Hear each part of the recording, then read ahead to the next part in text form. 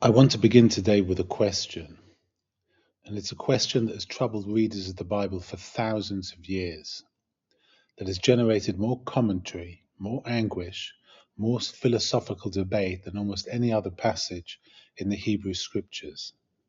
The question is this: what kind of God asks a father to kill his son? The story is the Akedah, the binding of Isaac. It's told in Genesis 22. In just 19 verses and some of the most spare and terrifying prose in all of literature. And today we're reading it with Sigmund Freud. Now, Freud didn't write a book specifically about the Akedah the way he wrote about Moses, but his ideas, drawn from Totem and Taboo, from the future of an illusion, from his wider theory of how religion originates in the deepest dramas of the human family, give us an extraordinary lens through which to look at this story. And when you hold Freud's framework up against the Akedah, what you see is something that I think you will not easily forget. So let's go through the story first. God speaks to Abraham. He calls him by name, Abraham, and Abraham answers, "Here I am, Hineni."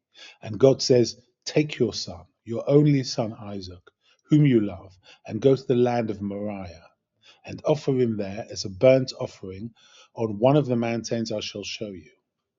Abraham says nothing. He rises early the next morning, saddles his donkey, takes 2 servants and his son Isaac, cuts the wood for the offering, and sets out. The journey takes 3 days. When they arrive at the place God had told him about, Abraham tells the servants to wait. He and the boy will go on alone. They will worship and they will return. He puts the wood on Isaac's back. He carries the fire and the knife himself. They walk together. And then Isaac speaks. "Father," and Abraham says, "Here I am, my son." Isaac says, "We have the fire and the wood, but where is the lamb for the offering?" Abraham says, "God will provide the lamb, my son." They walk on together. Abraham builds the altar, arranges the wood, binds his son Isaac, lays him on the altar. He stretches out his hand and takes the knife. And then the angel of God calls from heaven, "Abraham, Abraham," and Abraham answers, "Here I am." And the angel says, "Do not lay your hand on the boy. Do not do anything to him. For now I know that you fear God, seeing you have not withheld your son, your only son, from me." Abraham looks up. There was a ram caught by its horns in a thicket. He takes it and offers it in place of his son. The story ends with a divine blessing, with promises of innumerable descendants of greatness. And Abraham and Isaac walk back down the mountain together. Now, for most of the Jewish and Christian traditions, this story has been read as the supreme test of faith. Abraham's willingness to sacrifice Isaac, his obedience, his trust that God will somehow provide is held up as a model. The philosopher Kierkegaard wrote an entire book about it, Fear and Trembling, exploring what it means to be asked to suspend ethics in the name of faith. But Freud comes at this from a completely different direction. His question is not, what does it mean to have faith like Abraham? His question is, why does this story exist? What psychological need does it address? What did it do for the people who first told it? And what does it continue to do for those who hear it? And his answer, rooted in Totem and Taboo, his 1913 study of the origins of religion and morality, is startling. In Totem and Taboo, Freud proposes a mythic historical account of how religion began. He borrows from evolutionary anthropology and proposes what he calls the primal horde, a group of early humans dominated by a single powerful father who kept all the women for himself and drove the younger males away. These younger men, the sons, eventually came together, killed the father, and ate him. And then, overwhelmed by guilt for what they had done, they did something extraordinary. They idealized him, they elevated him, they made him sacred. The murdered father became God. The totem meal became the origin of religious ritual, the guilt became the foundation of morality.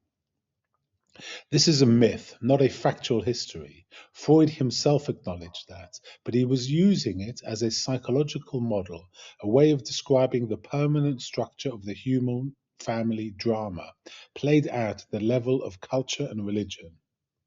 Now hold that in mind and return to the Akedah. What is happening in this story at a deep psychological level? Freud would say this story is a negotiation.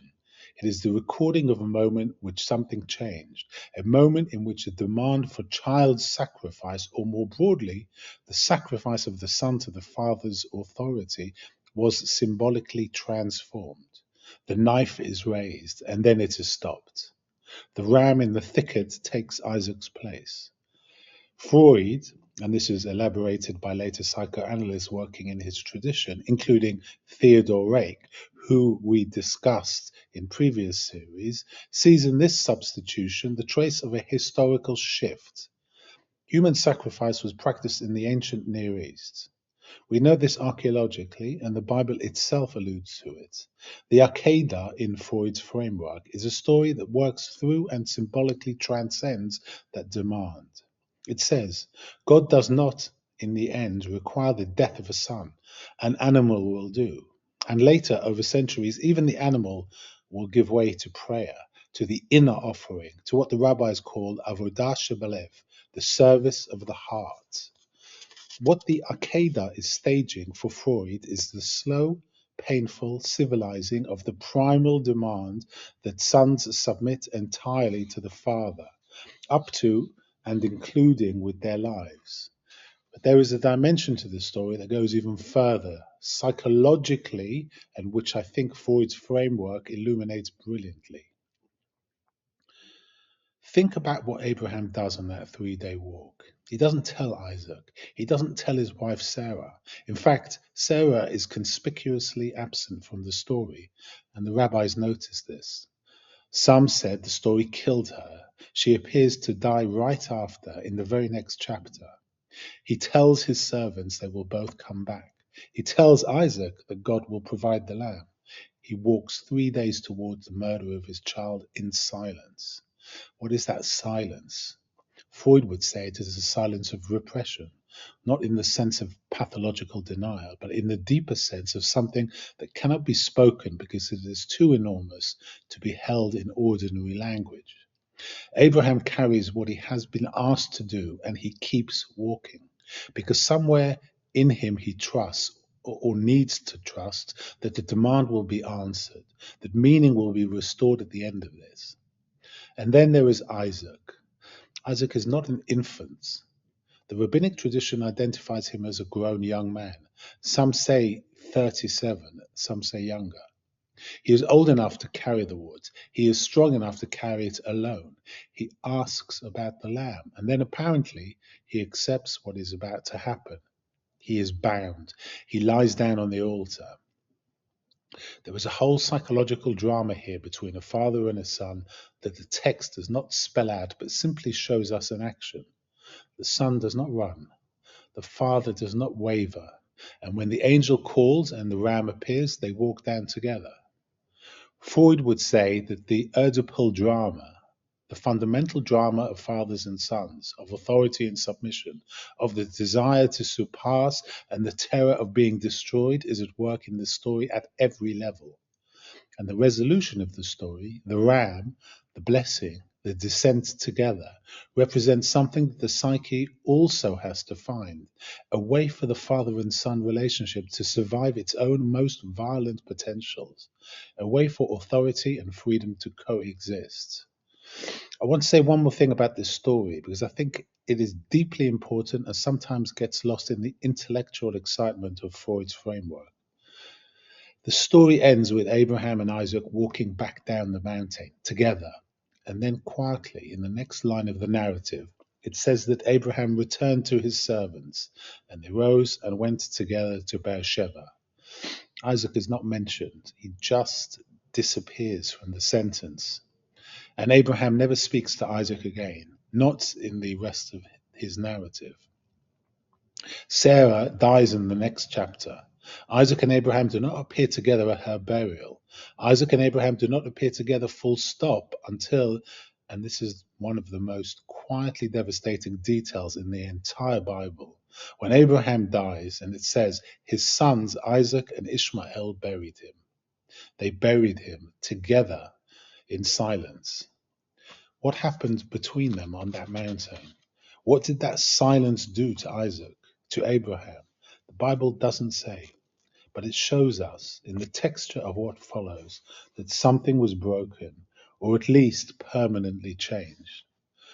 Freud would say yes, because the encounter with the primal demand, whether it is resolved or not, leaves a mark. Isaac is bound and unbound and walks back down the mountain, but some part of him was left on that altar. And if you've ever felt the weight of a parent's demand that you be something or do something or become something that costs you part of yourself, even if that demand was never spoken as starkly as a knife, you may recognize something in Isaac's silence that goes beyond the page of the text.